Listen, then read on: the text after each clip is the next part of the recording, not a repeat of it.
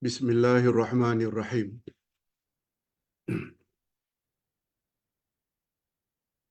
Alhamdulillah nahmaduhu wa nasta'inuhu wa nastaghfiruh. Wa na'udzu billahi min syururi anfusina wa min sayyiati a'malina. Man yahdihillahu fala mudilla lahu wa man yudlil fala hadiya lahu. Asyhadu an la ilaha illallah wahdahu la syarika lah. Wa asyhadu anna Muhammadan abduhu wa rasuluhu la nabiyya ba'da.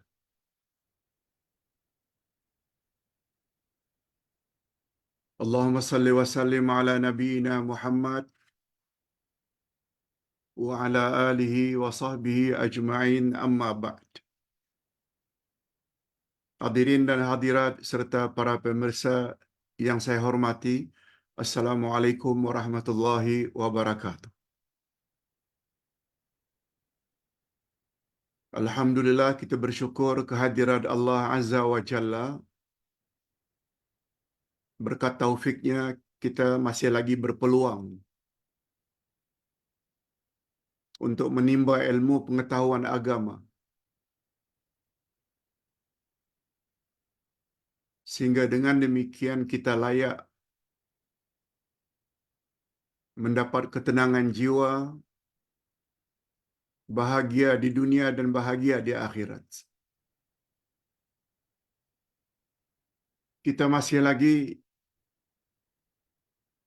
memperkatakan tentang topik azam memasuki tahun baru.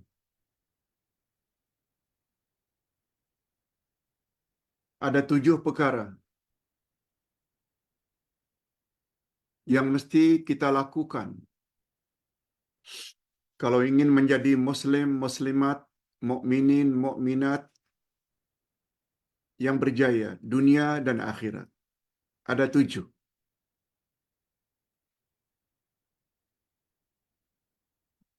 Yang pertama sekali, tadabbur Al-Quran. Fahami Al-Quran. Sebab itu panduan langsung daripada Allah pada umat manusia. Itu sebabnya baca Quran saja belum cukup kalau tidak belajar tadabbur, kalau tidak belajar tafsir. Itu panduan daripada Allah.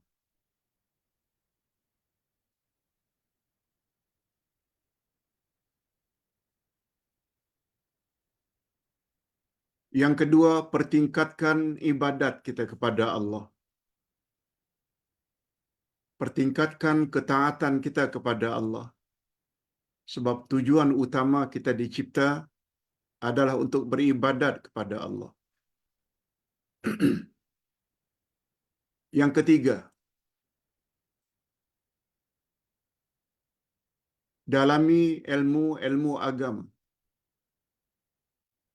Perdalamkan ilmu agama. Melebihi daripada ilmu-ilmu yang lain. Itu azam yang ketiga. Azam yang keempat, berakhlak mulia. Kita mesti punya budi pekerti, sikap yang mulia. Keempat-empat ini telah kita bahas. Dan hari ini yang kelima. Di bawah tajuk sosial dan kemasyarakatan. Bila ditanya, apa maksudnya Pak Ustaz? Inilah dia nota yang kelima. Sosial dan masyarakat.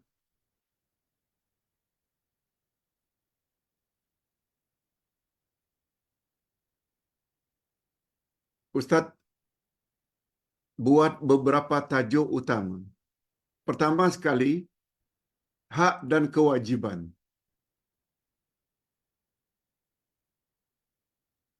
Maksudnya, dalam pandangan Islam, Kita ada hak, tapi pada masa yang sama kita juga ada kewajiban. Kita baca sedikit.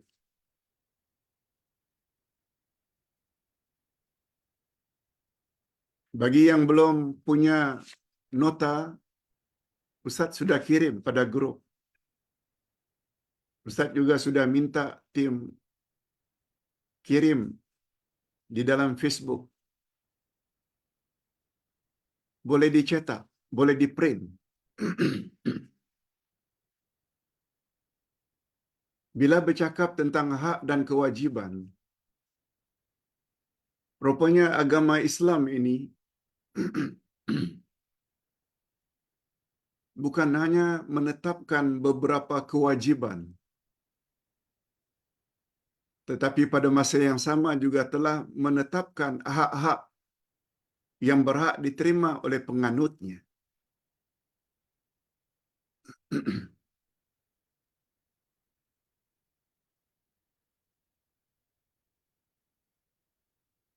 Sebagaimana pertanyaan Nabi kepada seorang sahabat yang bernama Muaz bin Jabal radhiyallahu anhu. Ya Muaz, ma haqqullahi 'alal 'ibad wa ma haqqul 'ibadi 'ala Allah. Ustaz tidak tulis di sini. Cuma dalam hal memahami makna hak dan kewajiban, Rasulullah bertanya kepada Muaz, wahai Muaz, apa hak Allah terhadap hamba-hambanya? Dan apakah hak hamba-hambanya terhadap Allah?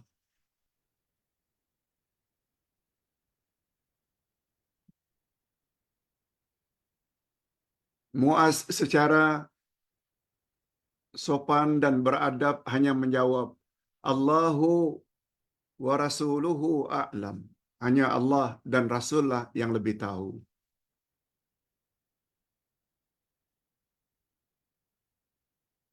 Jadi kalau kita tak tahu jawab, jawab wallahu a'lam. Nah, karena Muaz ini berhadapan dengan Rasul,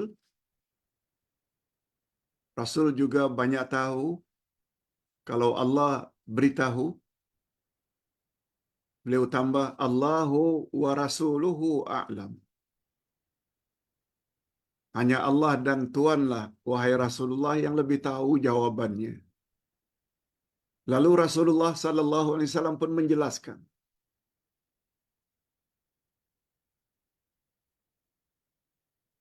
haqqullahi 'alal ibad, hak Allah terhadap hambanya.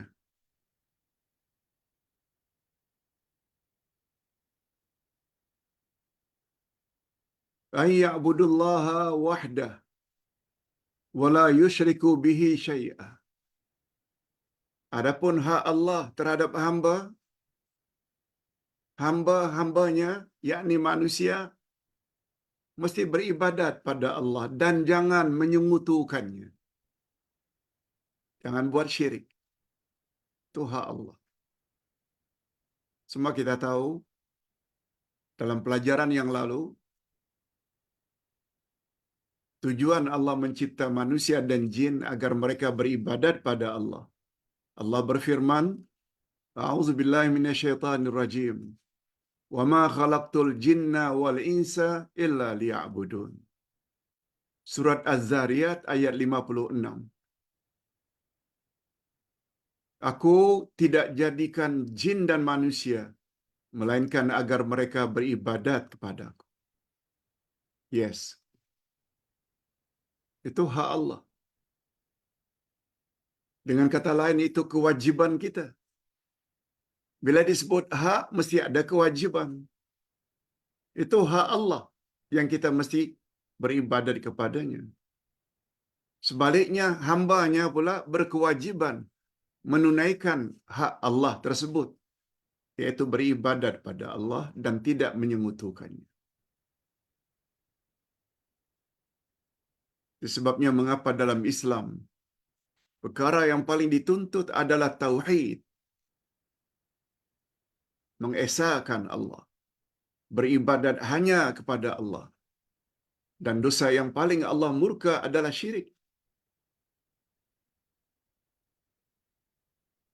Jangan ada dari kalangan umat Islam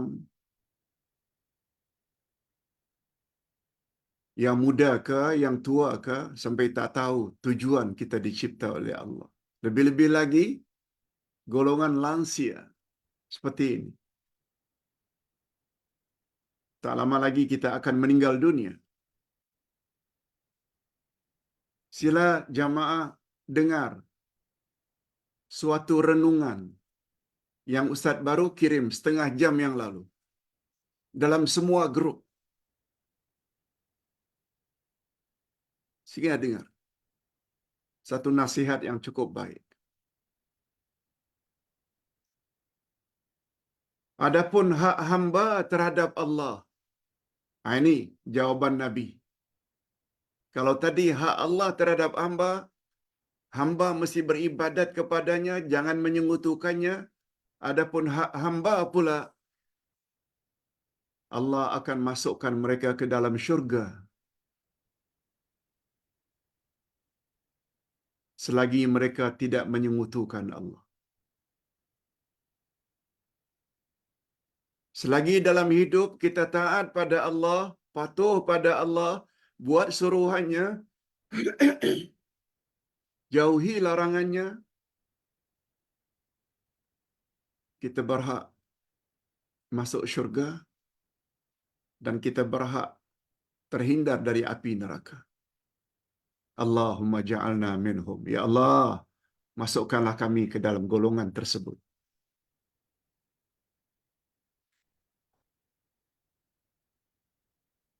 Jadi demikianlah setiap individu dalam Islam yang hidup dalam masyarakat. Tidak boleh hidup nafsi-nafsi. Tidak boleh hidup sendiri-sendiri. Tidak boleh hidup individu-individu.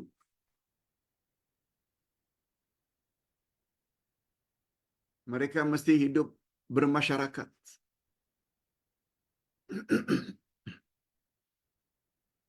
Hidup nafsi-nafsi ini, itu di akhirat. Bukan di dunia. Hidup nafsi-nafsi, itu di akhirat.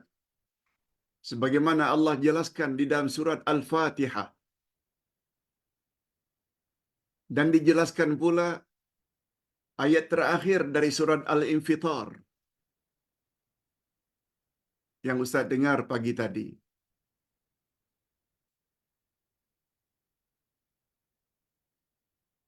Apa dia, Pak Ustaz? Isyarat ke arah itu. Dalam surat Al-Fatihah kita ada baca Maliki Yaumiddin. Yang menjadi raja yang memiliki hari pembalasan. Sila baca tafsir surat Al-Fatihah. Dan tafsir surat Al-Fatihah ini saat ini sedang dicetak. InsyaAllah akhir bulan ini atau bulan depan awal, InsyaAllah siap dicetak. Selain dari buku-buku yang lain, tafsir surat Yasin, tafsir ayat-ayat iman. Malik Yaumiddin, Allah adalah Raja pada hari pembalasan. Kata ulama tafsir, tafsir yang paling tepat untuk Malik Yaumiddin ialah bahagian akhir dari surat Al-Infitar. Allah bertanya, "Wama adraka ma yaumuddin? Wama adraka ma summa ma adraka ma yaumuddin?" Tahukah kamu apakah hari pembalasan itu? Kemudian tahukah kamu apakah hari pembalasan itu? Lalu Allah sendiri yang explain. Yauma la tamliku nafsun li nafsin syai'a. wal amru yawma idzil lillah. Hari pembalasan ialah suatu hari manusia hidup nafsi-nafsi. Yauma la tamliku nafsun li nafsin syai'a.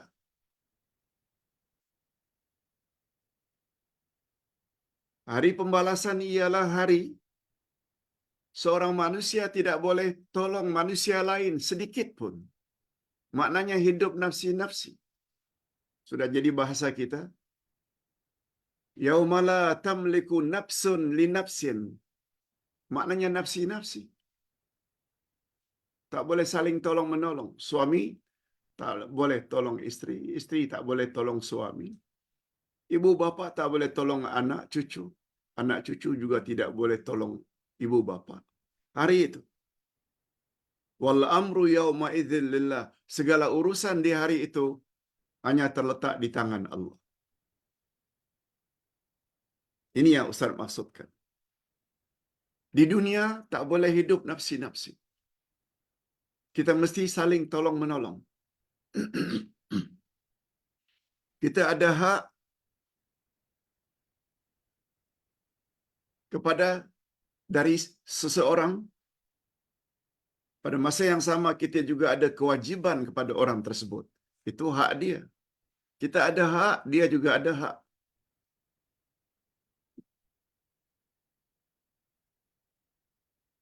Hatta dalam kehidupan rumah tangga. Hubungan baik mesti dijalin antara suami dan isteri. Dengan kata lain, tidak boleh menang sendiri. Isteri tidak boleh tidak ambil tahu terhadap suami. Mereka ada hak, mereka ada kewajiban. Suami juga tidak boleh tidak ambil tahu terhadap isteri. Makannya, minumnya, pakaiannya, tempatnya, ilmu pengetahuan. Itu juga di antara kewajiban suami. Mesti ajar isteri, terutama ilmu agama.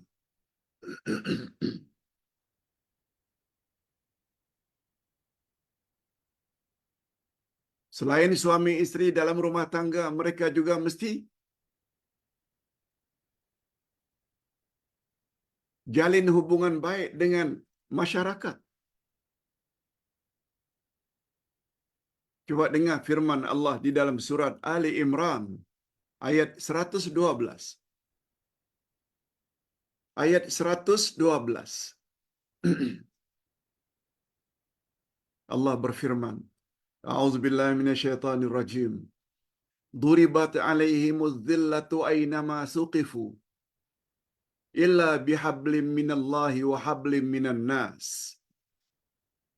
Wa ba'u bighadabim minallah wa duribat 'alaihimul maskana.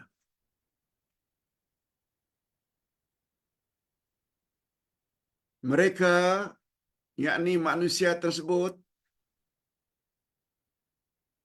diliputi kehinaan. Aina masuqifu, di mana saja mereka berada, manusia itu akan ditimpa kehinaan. Hina mereka. Tak kira di mana saja mereka berada.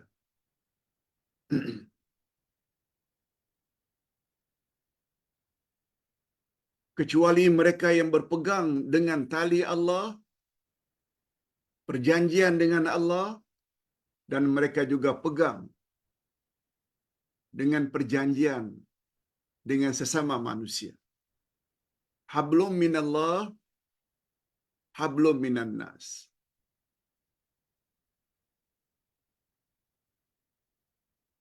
Tak kira di mana pun mereka berada. Mereka berada di Malaysia kah? Mereka berada di Indonesia?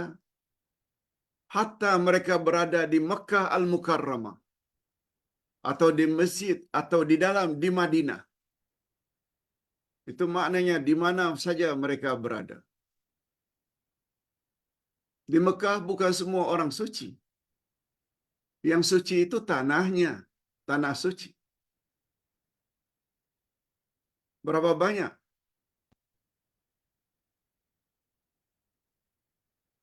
ejen umrah dan ejen haji yang menipu,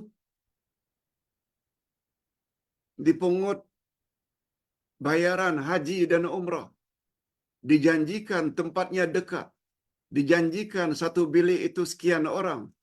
Sampai di sana, mereka tak kisah. Itu maknanya walaupun mereka barangkali banyak salat dalam Masjidil Haram Mekah, tapi mereka tidak baik dengan sama manusia. Khasnya jemaah haji, jemaah umrah.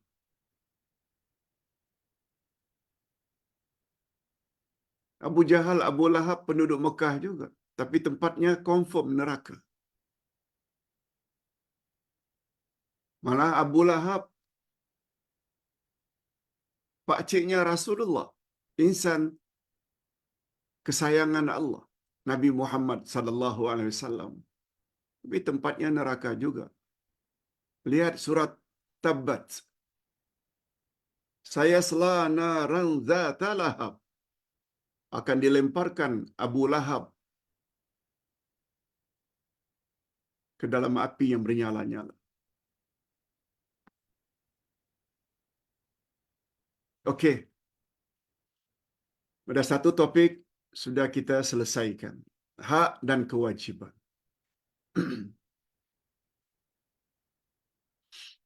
Dengan kata lain, selain ada hak untuk mendapat hidup yang tenang, selesa,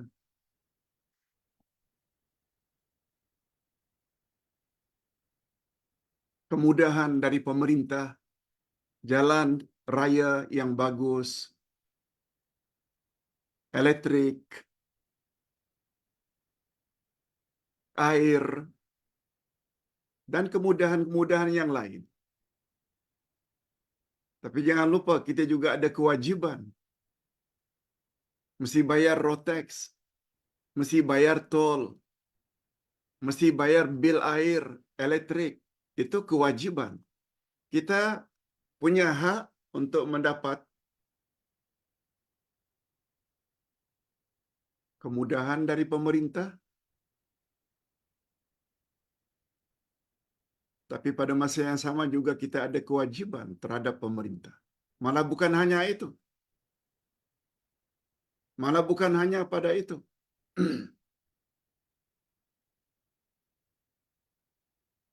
Kita juga ada kewajiban untuk menegur pemerintah kalau ingin mendapat redha Allah. Rasulullah sallallahu alaihi wasallam bersabda dalam hadis sahih riwayat Imam Muslim, "Inna Allah yarda lakum salasa." Sesungguhnya Allah redha terhadapmu tiga perkara. Pertama sekali, anta abudullaha wa la tusyriku bihi syai'a. Kalau ingin mendapat redha Allah, yang pertama, kamu mesti beribadat pada Allah. Jangan menyekutukannya.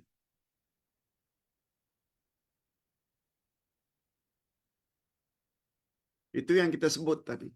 Matlamat kita dicipta oleh Allah. Yang kedua, kalau ingin mendapat redha Allah, wa anta tasimu bihablillahi wa la tafarraqu.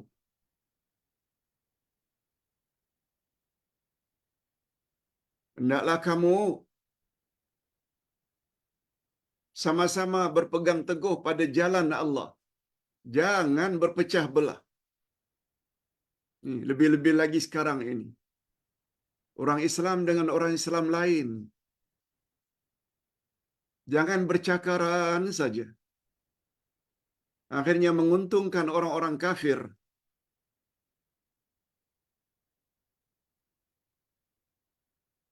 Malah membantu orang-orang kafir untuk lebih berjaya dalam negeri ini. Nah, salah sangat.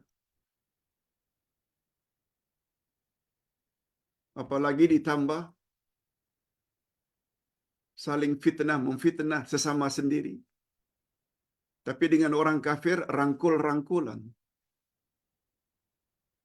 Orang tersebut tidak akan dapat reda Allah.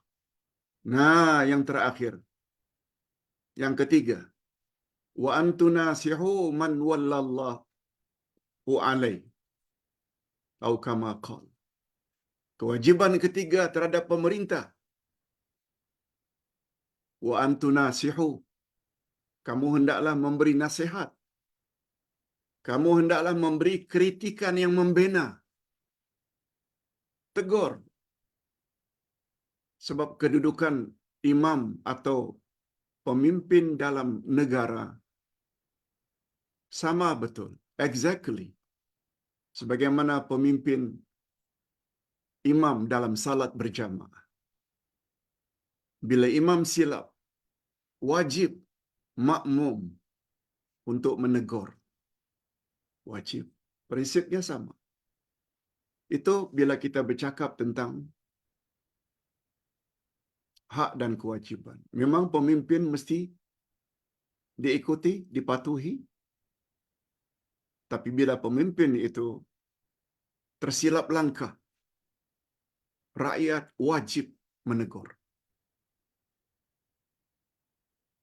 Ingat selalu, pemimpin yang sangat terkenal, khalifah pertama, Abu Bakar As-Siddiq. Apa kata beliau? Aku diangkat menjadi khalifah pertama setelah baginda wafat. Bukanlah karena aku orang yang paling pintar di antara kamu. Kan? Aku bukanlah orang yang terbaik.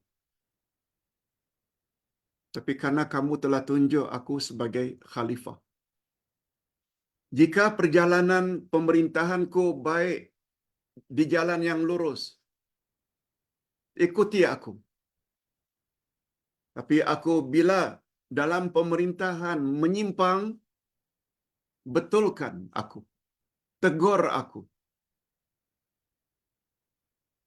Jangan diam. Allahu Akbar. Begitu pemimpin dalam Islam.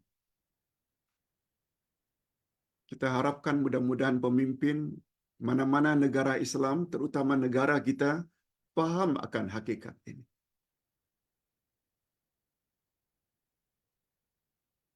Hak bersuara. Jangan disekat. Baik. Sekarang kita masuk poin yang kedua. Islam dan amal jama'i.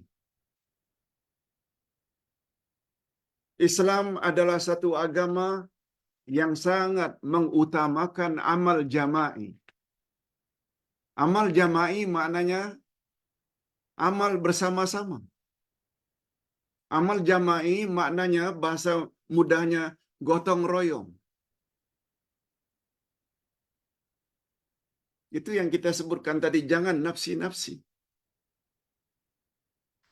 Ustaz, dalam berdakwah secara online, banyak perkara yang Ustaz tidak tahu.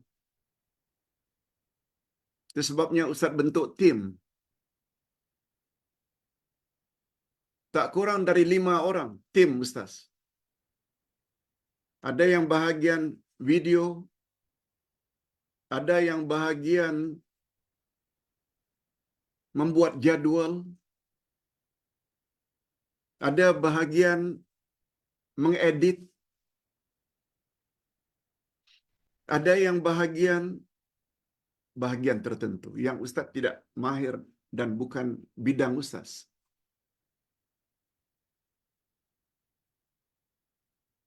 Ini yang disebut oleh Allah dalam surat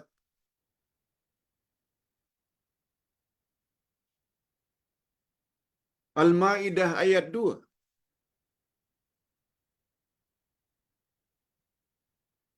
Wa ta'awanu 'alal birri wat taqwa wa la ta'awanu bil itsmi wal 'udwan. Wattaqullaha innallaha syadidul 'iqab. Bertolong-tolonglah kamu dalam perkara takwa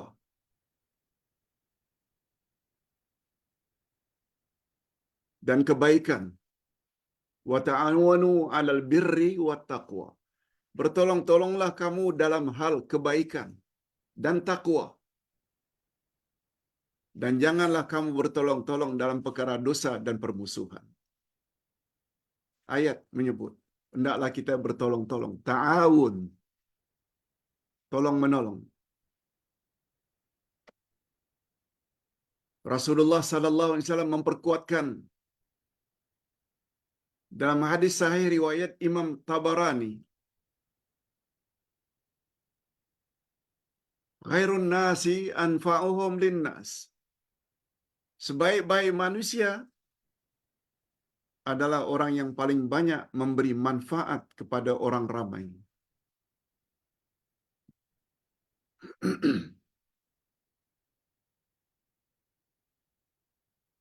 Itu sebabnya bagi Ustaz, tugas dakwah ini adalah tugas yang paling mulia. Apa sebab? Sebab dalam berdakwah, kita bukan hanya ingin menyelamatkan diri sendiri, ahli keluarga, tapi ingin menyelamatkan orang ramai daripada siksaan Allah. Siapa yang bertanya, kita coba jawab semampunya. Jangan dimarahi orang yang bertanya. Itu sebabnya Ustaz selalu berpesan, setiap kuliah Ustaz tulis, topik kita hari ini. Kitab yang dipakai atau nota ini. Sila share. Mudah-mudahan kawan-kawan, rakan-rakan, saudara mara yang kita share juga akan mendapat manfaat. Nah, itu namanya dakwah.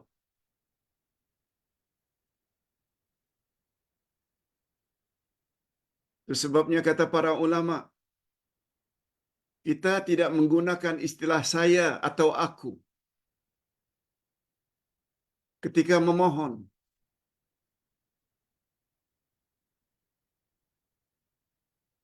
Terutama dalam surat Al-Fatihah. Kita mohon hidayah daripada Allah ke jalan yang lurus. Walaupun kita salat sendirian, munfarid. Salat ada munfarid atau munfaridah, seorang diri. Ada namanya salat jamaah. Walaupun kita salat seorang-seorang diri, terutama salat sunat, duha, rawatib, qabliyah, ba'diyah, tapi kita tetap memohon pada Allah, ihdina siratal mustaqim. Ihdina, tunjuki kami ya Allah ke jalan yang lurus. Bukan ihdini, tunjuki aku, bukan. Ihdina, na itu kami. Begitu juga dengan statement kita. Iyyaka na'budu wa iyyaka nasta'in. Pada Engkau saja kami beribadat dan hanya kepada Engkau saja kami memohon pertolongan. Padahal kita seorang diri. Kita tidak katakan iyyaka a'budu wa iyyaka asta'in. Hanya kepada Engkau aku beribadat dan hanya kepada Engkau aku memohon pertolongan. Tidak. Kita tidak gunakan istilah. Ustaz tulis di sini supaya jelas.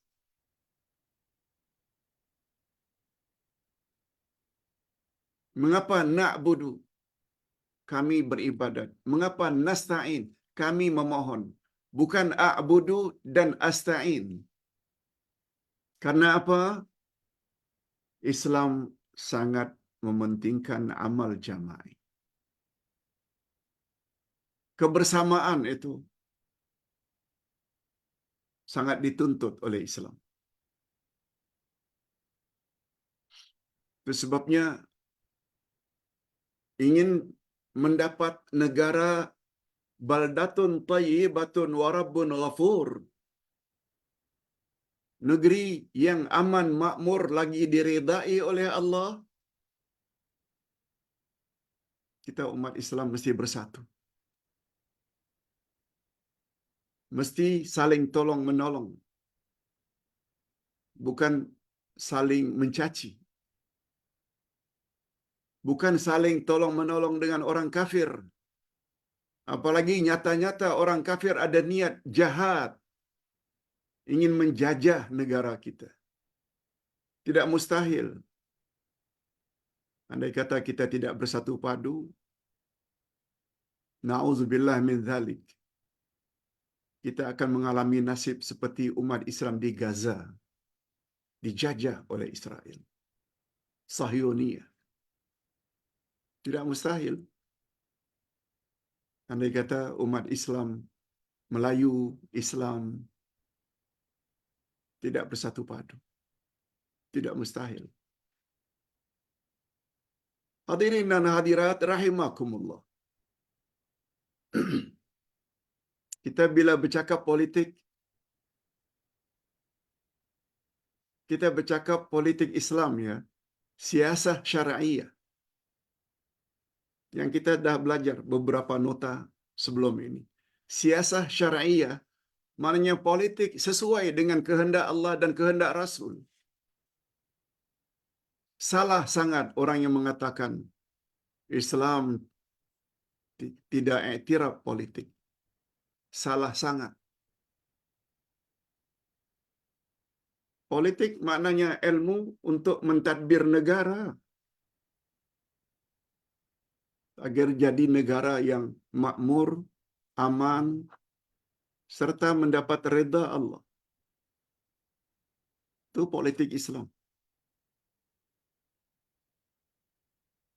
Itu sebabnya ada istilah di seberang, umat Islam bila buta politik, mereka akan dipolitisir. Dipolitisir maknanya dipolitikkan. Akan ditindas. Itu yang penjajah mau. Beribadatlah kepada Allah dalam masjid. Jangan keluar-keluar. Luar masjid ni biar kami yang urus, kata penjajah. Kalau nak pergi haji umrah, pergilah. Kalau boleh mati di sana, jangan balik ke tanah air. Tanah air biar kami yang urus. Kan itu yang dibuat oleh Inggris, oleh Belanda zaman dahulu. Itu sebabnya topik ini nih sangat mustahak. Azam untuk menjadi mukmin mukminat yang lebih baik ke depan, selain tadabbur, pertingkatkan ibadat, dalami ilmu agama, miliki akhlak yang mulia, dan yang kelima hari ini, sosial dan kemasyarakatan. Islam satu agama yang sangat mementingkan amal jama'i. Kita dah sebut tadi. Kalau boleh Ustaz tambah satu lagi. Kata ulama tafsir. Setelah menyebut dalam surat Wal Asri, Innal insana lafi khusrin. Sesungguhnya insan di dalam kerugian.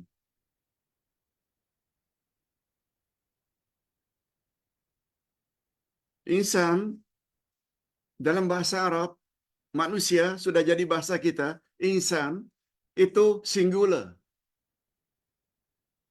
Jamaknya nas. Ya ayuhan nas. Nas itu adalah plural. Jamak daripada insan. Wal asr, demi masa. Innal insana lafi khusr. Sesungguhnya setiap insan dalam kerugian. Illa, kecuali,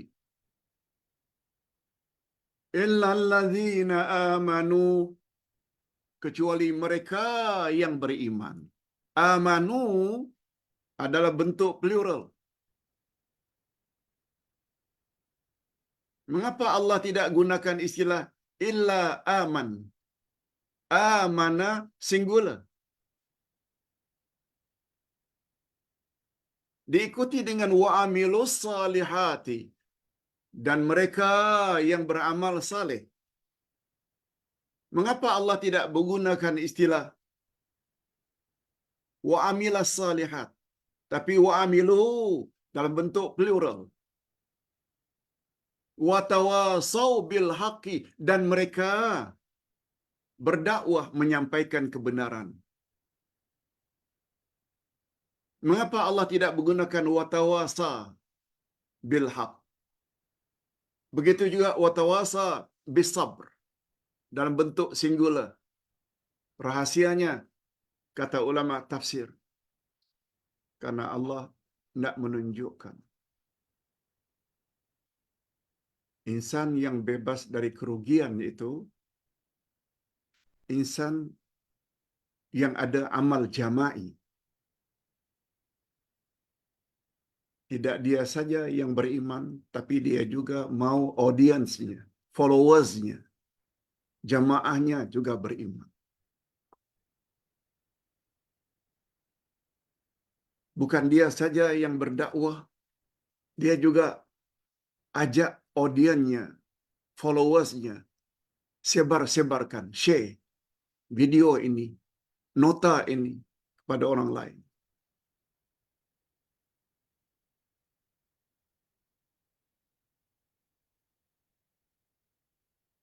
Malah Allah Subhanahu wa taala telah menegaskan pada ayat 6 dari surat At-Tahrim. Apa kata Allah? Ya ayyuhalladzina amanu qu anfusakum wa ahlikum nara. Orang-orang yang beriman, jaga dirimu dan jaga ahli keluargamu dari api neraka.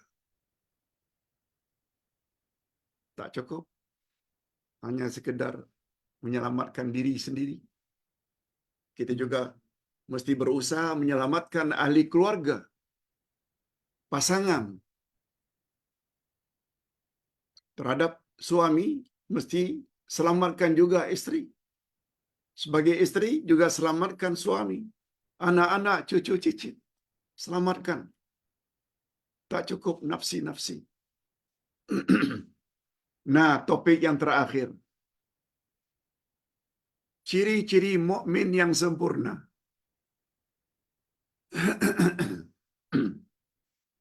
Izinkan Ustaz minum sedikit. Bismillah.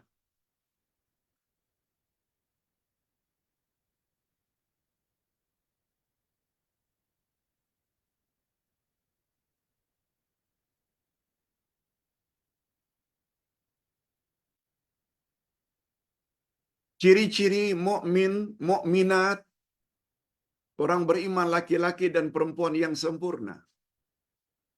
Semua kita ingin menjadi orang yang sempurna. Kesempurnaan seorang mukmin dan mukminat dalam pandangan Allah. Ini dalam pandangan Allah ya. Kesempurnaan mukminin mukminat tidak hanya terletak kepada hubungan baiknya dengan Allah,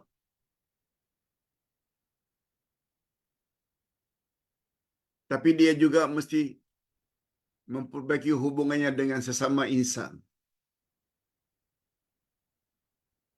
Malah dengan sesama makhluk.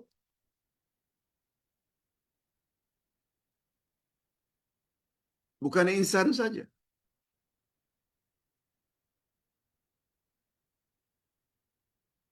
Barangkali kita pernah dengar seorang wanita masuk neraka gara-gara seekor kucing. Kucing itu dikurung, tak diberi makan, lalu mati kelaparan. Neraka terhadap wanita yang zalim itu. Sementara wanita yang berbuat baik, padahal dia wanita jahat, maaf cakap, seorang pelacur. Karena ada rasa kasihan terhadap anjing yang kehausan, tak mampu berjalan, mengeluarkan lidah yang panjang. Lalu dia balik cari air dan beri minum. Kata Nabi, untuk wanita itu syurga. Itu terhadap binatang.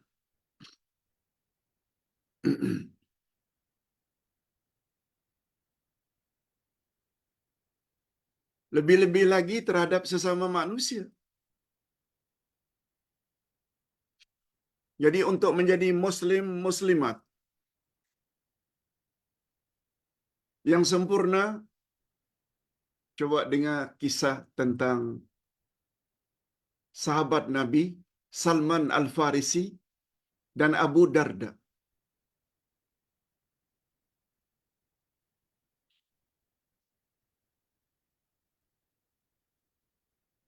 Begitu Rasulullah sallallahu alaihi wasallam dan para sahabat hijrah dari Mekah ke Madinah atas arahan Allah. Sebab mereka mendapat tantangan keras dari musyrikin penyembah berhala, Abu Jahal, Abu Lahab, Abu Sufyan di Mekah. Setelah 13 tahun di Mekah, mereka hijrah ke Madinah. Pertama-tama yang Nabi Muhammad sallallahu alaihi wasallam lakukan di Madinah antaranya al-muwakha.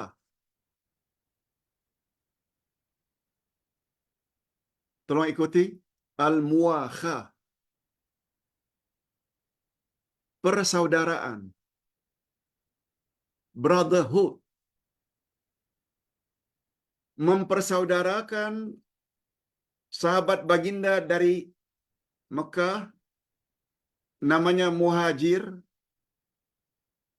dengan sahabat baginda orang Madinah yang namanya atau yang disebut Ansar.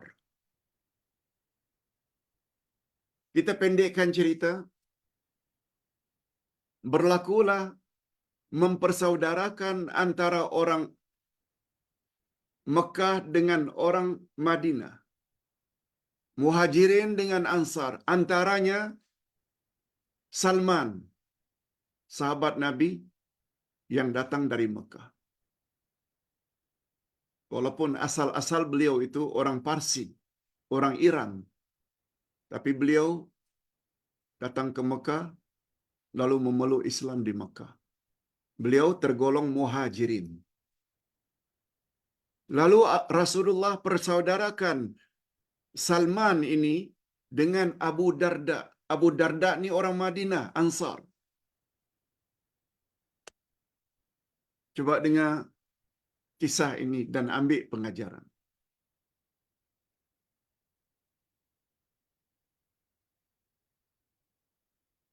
Begitu Salman datang ke rumah Abu Darda.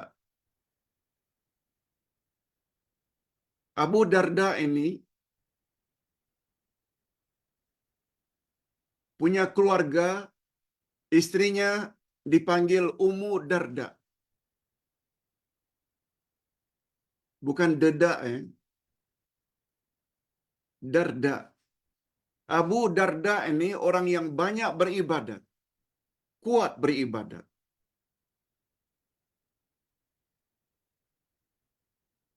Begitu Salman sampai di rumah Abu Darda, Salman lihat istri Abu Darda ini memakai pakaian yang lusuh. Pakaian yang tidak selayaknya dipakai oleh istri. Apalagi bila kedatangan tetamu.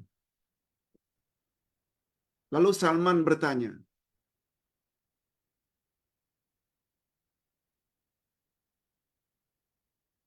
"Mengapa kamu memakai pakaian seperti ini?" Yang dilihat oleh Salman, pakaian yang tidak wajar. Lusuh, barangkali koyak sana, koyak sini.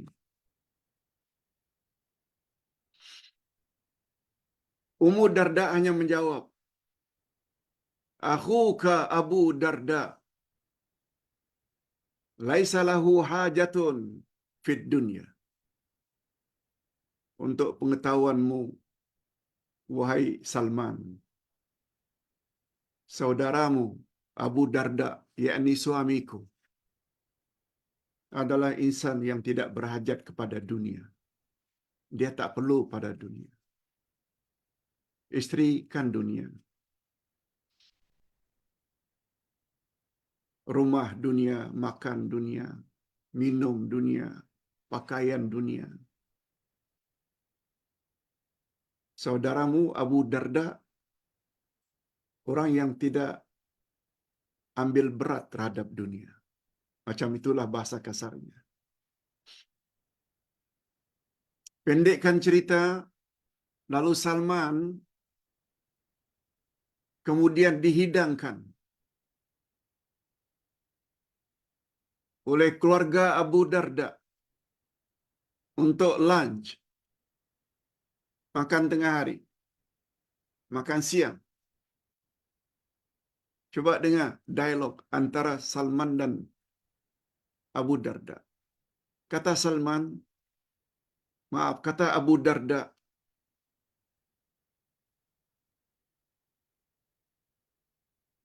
"Kul fa inni sa'im."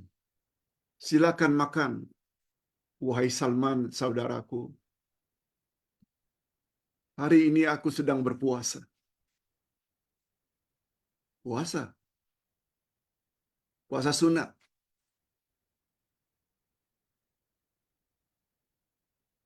Padahal kedatangan tetamu. Coba dengar apa jawaban Salman, orang yang terkenal banyak ilmu agamanya. Ma ana biakilun hatta ta'kul fa'akal. Aku tak akan makan bila kamu tak makan bersama. Aku tak akan makan sendirian. Kalau engkau yang kau kata kamu berpuasa itu, kamu tak makan bersama, aku tak akan makan. Fa'akala. Lalu Abu Darda pun akur. Beliau pun batalkan niat puasanya untuk menghormati tetamu. Beliau makan.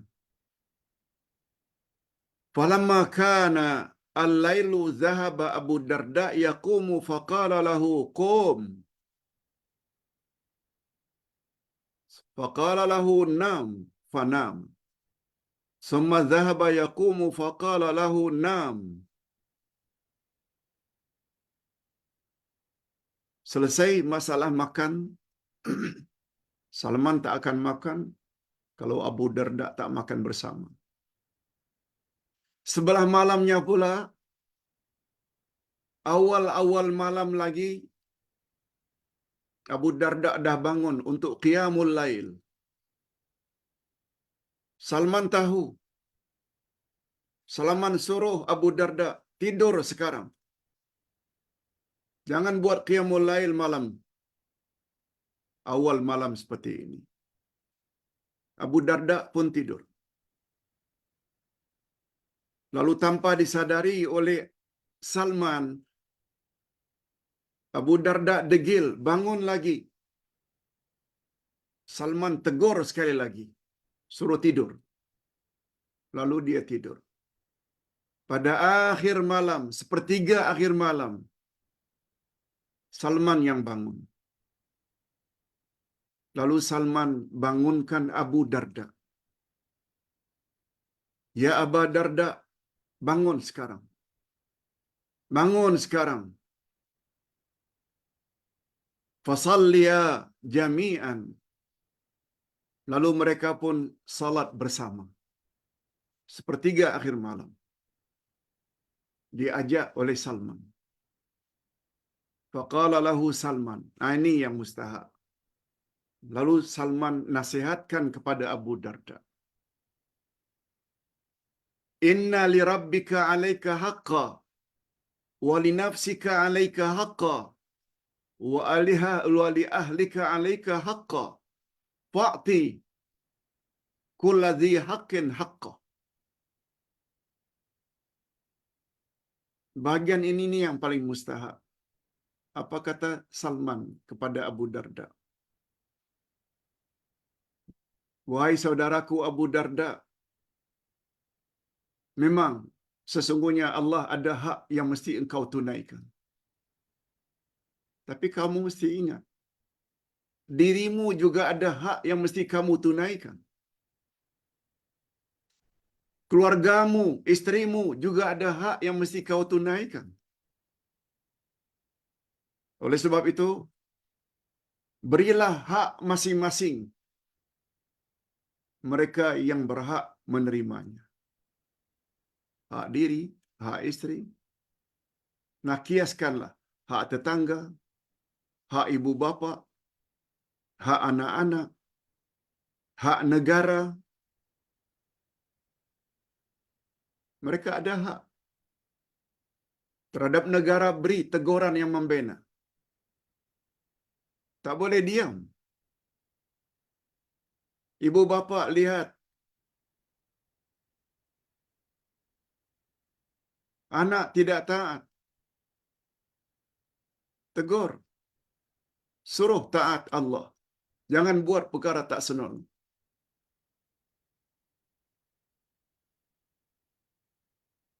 Hadirin dan hadirat rahimakumullah.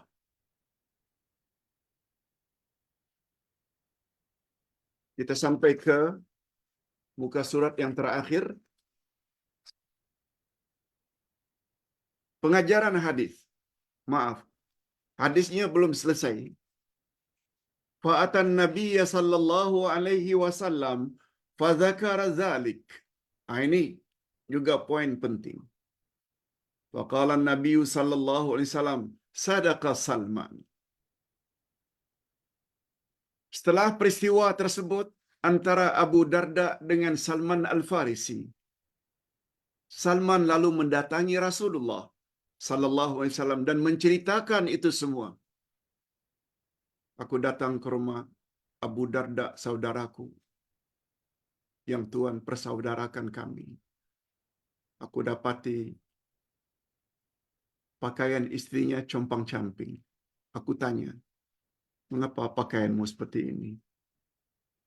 Istrinya menjawab, Abu Darda tidak begitu mementingkan hal-hal keduniaan.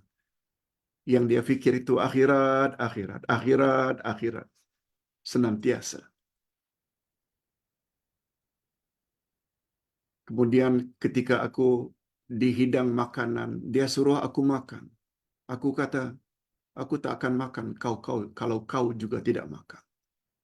Pada malamnya, awal-awal malam lagi dia sudah buat qiyamul lail. Aku tegur berkali-kali.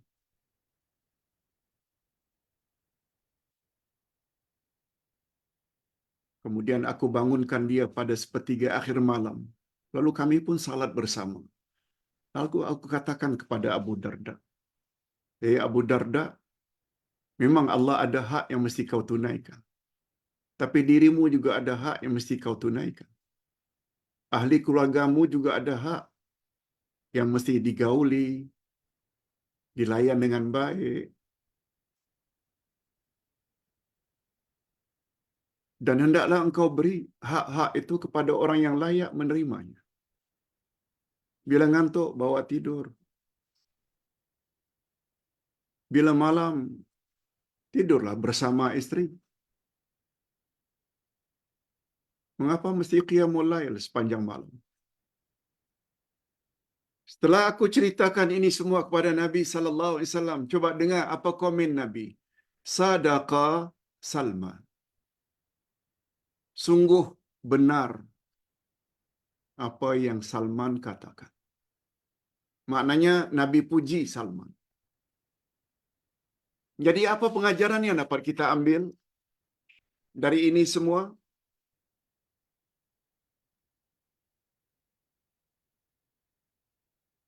Salman Al-Farisi adalah salah seorang sahabat Nabi yang banyak ilmu. Lihat pentingnya ilmu. yaitu pengetahuan agama dalam agama, dalam hadis.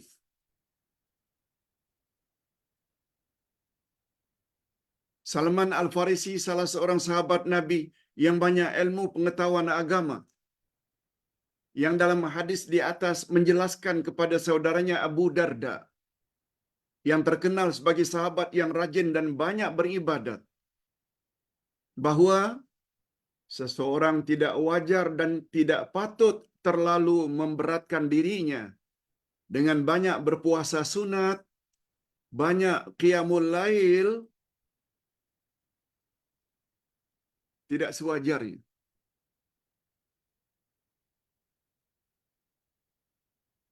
Bukan tak boleh, malah itu digalakkan. Terlalu banyak. Tetapi lakukanlah puasa sunat, salat sunat secara selesa. Selesa. Dan salat sunat, puasa sunat tidak mendatangkan kesusahan pada diri. Ingat sabda Nabi, Inna dina yusrun. Sesungguhnya agama ini mudah. Tidak ada seorang pun yang memberat-beratkannya dalam urusan agama, kecuali dia kelak akan jemu. Bila dah jemu, semuanya dia akan tinggalkan. Karena dah terlalu penat.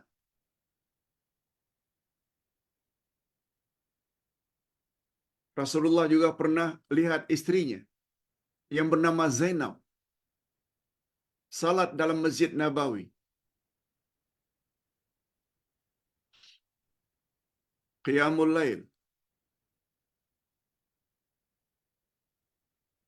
Lalu di antara tiang dengan tiang ada satu tali yang diikat. Lalu Nabi tanya, "Wahai sahabat, mengapa ada tali ini?" Sahabat menjawab jujur, "Ya Rasulullah, di sinilah tempat Zainab, istri Tuan, salat Qiyamul Lail. Bila dia ngantuk dan takut terjatuh, dia berpegang pada tali ini supaya jangan jatuh." Apa kata Nabi? "Kamu potong tali ini sekarang juga. Hendaklah seseorang itu salat ketika dia sedang segar, sedang selesa." Sebagaimana teguran Nabi kepada isteri kesayangannya Aisyah dengan mengatakan, "Salatlah salat sunat ketika kamu sedang segar. Bila kamu ngantuk, tidurlah." Sungguh banyak hadis-hadis yang bersamaan dengan ini. Itu sebabnya seorang sahabat terkenal lagi yang bernama Abdullah bin Umar ibn Khattab radhiyallahu anhuma. Coba dengar apa kata beliau. Ingat ya, Abdullah bin Umar ibn Khattab orang ketiga terbanyak menghafal hadis Nabi. Selain Salman Al-Farisi dalam ilmunya, Abu Hurairah, Abdullah ibnu Abbas, Abdullah bin Umar juga termasuk orang yang banyak ilmunya. Apa kata beliau? Menjelaskan tentang hadis yang Nabi sebut.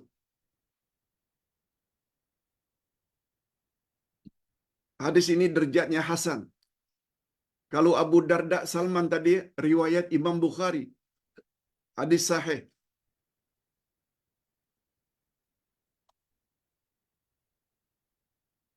Baginda Rasul sallallahu alaihi wasallam bersabda, "Ahabbun nasi ila Allah taala anfa'uhum lin-nas. Wa ahabbul a'mali ila Allah taala sururun tudkhilhu ala muslim aw takshifu anhu kurbatan aw taqdi anhu dainan aw tatrudu anhu jaw'an wala an amshiya ma'a akhin fi hajatin ahabbu ilayya min an a'takifa fi hadzal masjid, yakni Masjid Madinah syahran. Hadis riwayat Tabarani dinilai oleh ulama hadis Syekh Albani sebagai derajatnya hasan. Maknanya hadis ini kuat. Coba dengar terjemahannya. Manusia yang paling dicintai oleh Allah adalah manusia yang paling banyak memberi manfaat kepada manusia lain. Tolong orang lain semampu yang kita boleh. Dan tolong tak semestinya dengan harta. Sebab ada satu riwayat, man kana lahu malun falyatasaddaq bimalihi. Siapa yang punya harta, bersedekahlah dengan hartanya. Wa man kana lahu quwwatun falyatasaddaq biquwwatihi. Siapa yang punya tenaga, sedekahlah dengan tenaganya. Wa man kana lahu ilmun falyatasaddaq biilmihi. Barang siapa yang punya ilmu, bersedekahlah dengan ilmunya. Maknanya sedekah itu ada bermacam-macam. Boleh dengan ilmu, boleh dengan tenaga, boleh dengan uang ringgit. Itu sebabnya kata Nabi, kamu tolong seseorang mengangkat barangnya ke atas kenderaan. Sedekah. Itu juga adalah sedekah. Kamu bermuka manis dan tersenyum terhadap saudaramu yang lain. Sedekah. Allahu Akbar. Luas makna sedekah.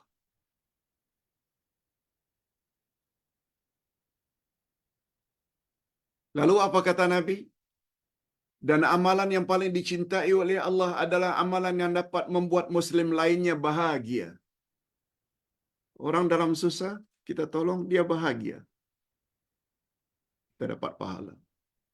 Mengangkat kesusahan dari orang lain. Kita beri dia biaya, beri dia obat. Membayar hutangnya atau menghilangkan rasa laparnya. Kita bantu.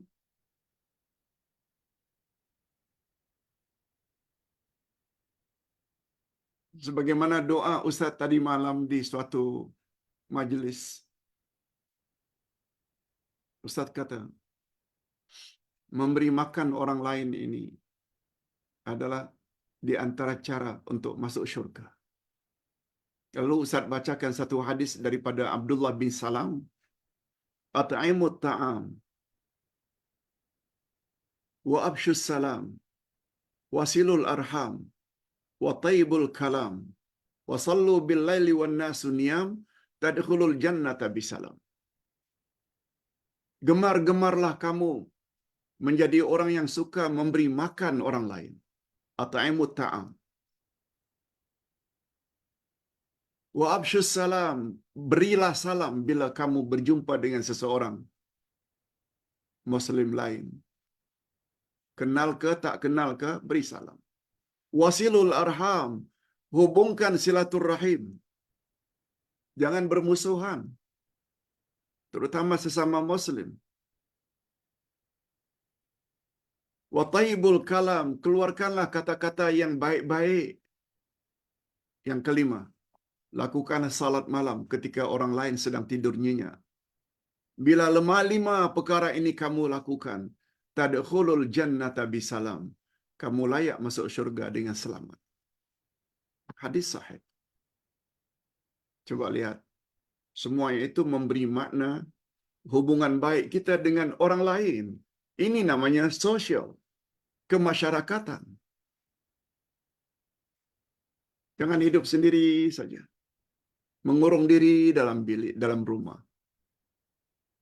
Orang tersebut, orang yang mudah dilanda oleh kemurungan. Dan bila murung, syaitan akan conquer dia, akan kontrol dia. Hadirin dan hadirat rahimakumullah. Kemudian apa kata Nabi? Seseorang yang berjalan menyelesaikan hajat seseorang, ditolongnya.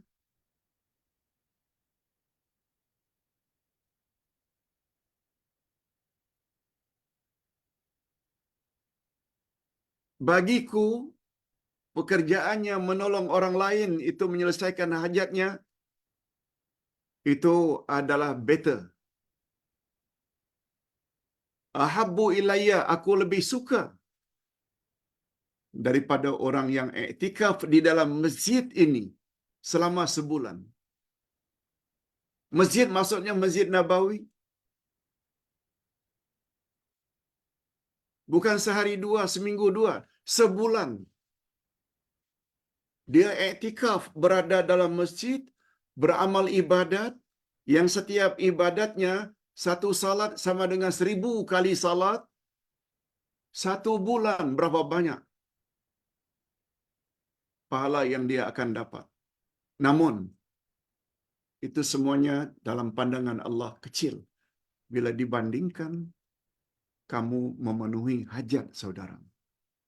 Dia berhajat kepada harta, bagi dia harta walau sedikit.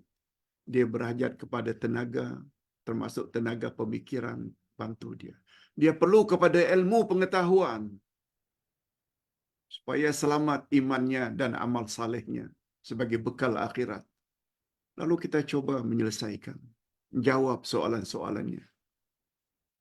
Itu semua lebih baik daripada kamu iktikaf dalam Masjid Nabawi selama 1 bulan. Ustaz buat nota ini secara ringkas saja. Tolong share. Sama ada nota pertama, kedua, ketiga, keempat, dan kelima ini sila share. Berbaki 2 lagi. Berbaki 2 lagi. Mungkin kita akan sambung 2 minggu akan datang. Mengapa 2 minggu, Pak Ustaz? Bagus juga lah Ustaz beritahu sekarang.